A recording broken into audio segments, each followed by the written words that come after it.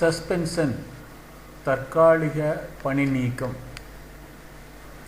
தற்காலிக பணி நீக்க ஆணையினை உரிய அதிகாரம் வழங்கப்பட்டுள்ள அத்தாரிட்டிஸ் தான் வழங்க வேண்டும்.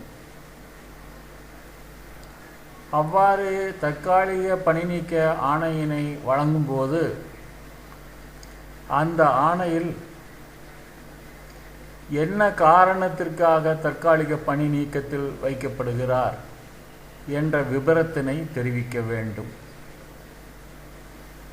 அதோடு எந்த விதிமுறைகளின் கீழ் தற்காலிக பணி நீக்கத்தில் வைக்கப்படுகிறார் என்ற விபரமும் தெரிவிக்கப்பட வேண்டும். தற்காலிக பணி நீக்க காலத்தில் எந்த தலைமையகத்தில் அவர் தங்கி இருக்க வேண்டும் என்பதனையும் அதில் குறிப்பிடப்பட வேண்டும்.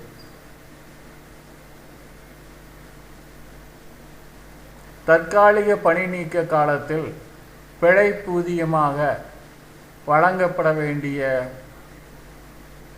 விபரங்களை குறிப்பிடப்பட வேண்டும்.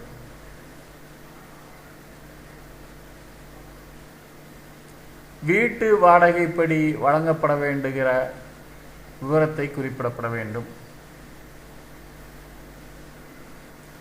அத்தகைய தற்காலிக பணி நீக்க ஆணையின் நகலினை உரிய மேலதிகாரிகளின்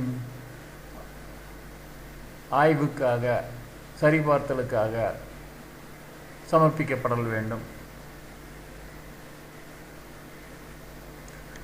தற்காலிக பணி நீக்க காலம் 3 மாத காலத்தில் மேலதிகாரி அந்த தற்காலிக பணி நீக்க காலத்தையும்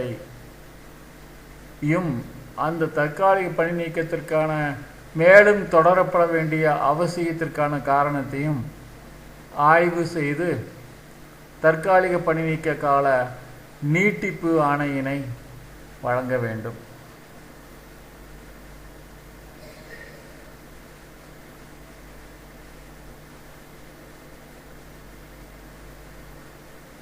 தற்காலிக பணி நீக்க காலத்தின் பொழுது தற்காலிக பணி நீக்கத்தில் உள்ள நபர்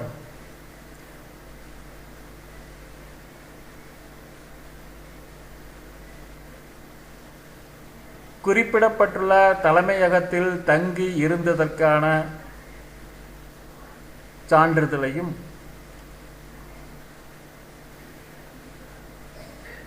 எந்தவித பணியிலும் இல்லை என்பதற்கான சர்டிஃபிகேட் ஆஃப் நான் எம்ப்ளாய்மெண்ட் சான்றிதழையும்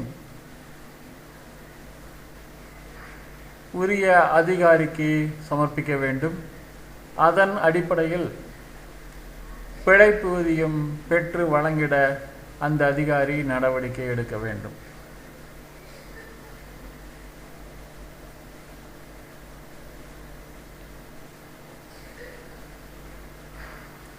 தற்காலிக பணி நீக்க காலத்தை தொடர்ந்து நீட்டிப்பு செய்து கொண்டே போதல் சரியல்ல. தற்காலிக பணி நீக்கத்தில் உள்ளவர்களுக்கு குற்றச்சாட்டு குறிப்பாணை பிறப்பித்து வழங்கப்படல் வேண்டும்.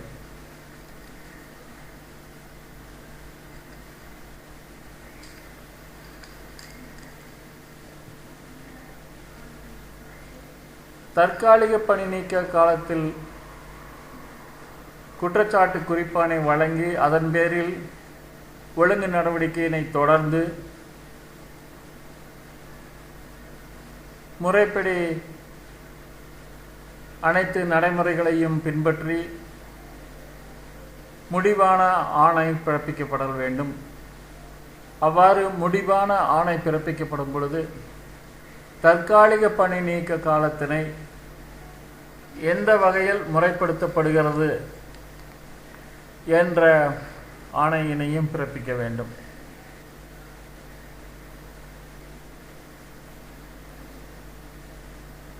தகுதியுள்ள விடுப்பு காலமாக வரைமுறைப்படுத்தப்படல் வேண்டும் என்று ஆணை வழங்கும் பட்சத்தில் ஒரு ஷோகாஸ் நோட்டீஸ் ஒன்றினை தற்காலிக பணி நீக்கத்தில் உள்ளவருக்கு வழங்கி இந்த தற்காலிக பணி நீக்க காலத்தினை ஏன் இந்த விடுப்பாக வரன்முறைப்படுத்தக்கூடாது என்று விளக்கம் கோர வேண்டும்.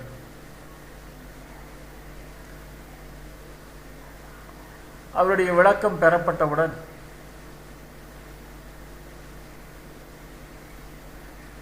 உரிய விடுப்பு தகுதியுள்ள விடுப்பாக வரன்முறைப்படுத்தி ஆணை வழங்கும் பட்சத்தில் விடுப்பூதியமாக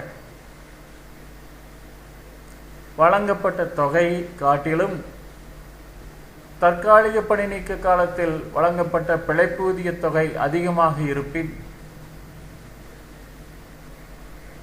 அதிகமாக வழங்கப்பட்ட தொகையினை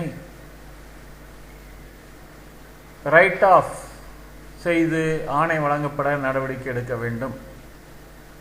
அப்படி ரைட் ஆஃப் செய்து ஆணை வழங்கப்பட்ட பிற்பாடு அதன் நகலினை தணிக்கைக்கு அனுப்பப்பட வேண்டும்.